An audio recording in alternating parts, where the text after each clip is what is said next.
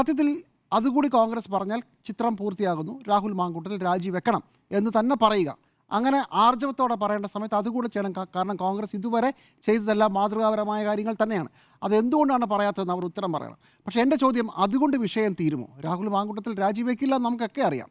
പക്ഷേ ഇതൊരു കേരളത്തിലെ ഞെട്ടിക്കേണ്ട ഒരു സംഭവത്തെ, ആ സംഭവത്തിൽ ഭരണപക്ഷത്ത് നിന്ന് CPM മറ്റുമെടുക്കുന്ന നിലപാട് പറയുന്നത് അത് രാഷ്ട്രീയ ലാഭത്തിന് വേണ്ടി കൂടിയാണ്. കാരണം രാജിവെക്കണമെന്ന് പറയണമെന്ന് മാത്രമല്ല, രഹസ്യമായി കോൺഗ്രസ് സഹായിക്കുന്നുണ്ട് എന്നുള്ളതാണ് പറയുന്നത്.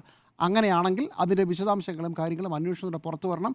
അത് നമുക്ക് ആരാണ് ഇതിൻ്റെ പിന്നിൽ എന്ന് പറയാം. ഇപ്പോൾ DYFI പറയുന്ന ഒരു പ്രധാനപ്പെട്ട പേര് MP ഷാഫി പറമ്പിലിൻ്റെയാണ്. അങ്ങനെയാണെങ്കിൽ അതിൻ്റെ തെളിവുകൾ പുറത്തു വരട്ടെ.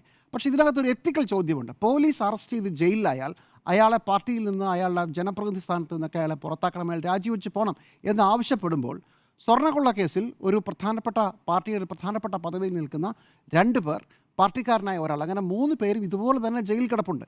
ഇവരെല്ലാം അതിന് CPM പറഞ്ഞ ന്യായം ഇവരെ ആരെയും ശിക്ഷിക്കപ്പെട്ടിട്ടില്ല, വരട്ടെ, കുറ്റപത്രം വരട്ടെ എന്നുള്ളതാണ്. അങ്ങനെയാണെങ്കിൽ ഈ കാര്യത്തിൽ വരട്ടെ, കുറ്റപത്രം വരട്ടെ എന്ന് പറയാൻ പറ്റുമോ? അതോ ഇത് വളരെ ഗൗരവമായ കുറ്റം, ശബരിമലയിലെ അയ്യപ്പൻ്റെ സ്വർണം മോഷ്ടിച്ചത് അത്ര ഗുരുതരമല്ലാത്ത കുറ്റം അങ്ങനെയുണ്ടോ?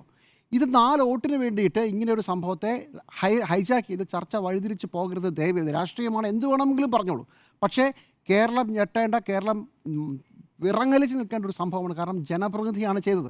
ആ ജനപ്രതിനിധി ഇങ്ങനെ കാര്യങ്ങൾ ചെയ്യുമ്പോൾ നമ്മുടെ നാട്ടിലുള്ള ഇത്തരം പുഴുക്കുത്തുകളെ ഒഴിവാക്കണമെന്നാണ് പറയേണ്ടത്. നമുക്ക് തന്നെ അറിയാമല്ലോ, CPMലേക്ക് തന്നെ വീണ്ടും ഞാൻ തിരിച്ചു പോകുന്നു.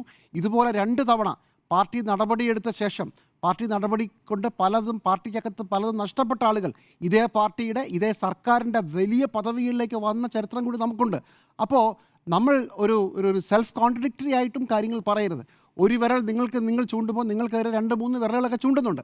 അതൊക്കെ ഇതുവരെയുള്ള ചരിത്രം. പക്ഷേ ഇത് ഒരു പ്രത്യേക കേസായി കണ്ടുകൊണ്ട് നമ്മൾ രാഷ്ട്രീയ നേതാക്കളും രാഷ്ട്രീയ പാർട്ടികളും ആത്മപരിശോധന നടത്തേണ്ട സമയമാണ്. ഇങ്ങനെയൊക്കെ സംഭവങ്ങൾ നടക്കുന്നുണ്ട്. ഉറപ്പിച്ച് പറയാം, ഇത് ഒരാളല്ല. DYFIയുടെയൊക്കെ ആരോപണങ്ങളുടെ വിശദമായ തെളിവുകൾ പുറത്തു വരേണ്ടതുണ്ട്. പക്ഷേ ഇതൊരൊറ്റപ്പെട്ട സംഭവമല്ല എന്ന് തന്നെയാണ് ഞാൻ കരുതുന്നത്. പക്ഷേ കുറച്ചുകൂടെ വ്യക്തമായി ഇതിനെ രാഷ്ട്രീയത്തിന് പുറത്തു നിന്നുകൊണ്ട് കണ്ടെത്താനുള്ള ഒരു ആത്മാർത്ഥത കാണിക്കണം. 10 വോട്ടിന് വേണ്ടി ചില സ്കോർ സെറ്റിൽ ചെയ്യാനുള്ള ഒരു അവസരമായി ദയവ് ചെയ്ത് ഇതിനെ മാറ്റരുത്. അത്രയ്ക്ക് വൃത്തികെട്ട ഒരാളെക്കുറിച്ചാണ് നമ്മളിത് പറയുന്നത്. അത് കോൺഗ്രസിൻ്റെ നെഞ്ചത്ത്, കോൺഗ്രസ് തിരിച്ച് CPMൻ്റെ നെഞ്ചത്ത് അങ്ങനെയല്ല പറയേണ്ടത്. തെരഞ്ഞെടുപ്പ് വരും പോകും. പക്ഷേ ഈ ഒരു സംഭവം ഇത്തരം ആളുകളെ സമൂഹത്തിൽ നിന്ന്, പാർട്ടികളിൽ നിന്ന്, അധികാര പദവിയിൽ നിന്ന് ജനപ്രതിനിധികളാകാനുള്ള സാധ്യതയിൽ നിന്നെല്ലാം ഒഴിവാക്കേണ്ട സമയമാണ്. അങ്ങോട്ടും ഇങ്ങോട്ടും നിങ്ങൾക്ക് ഇനിയും കോൺഗ്രസ് തിരിച്ചു പറഞ്ഞു തുടങ്ങിയിട്ടുണ്ട്.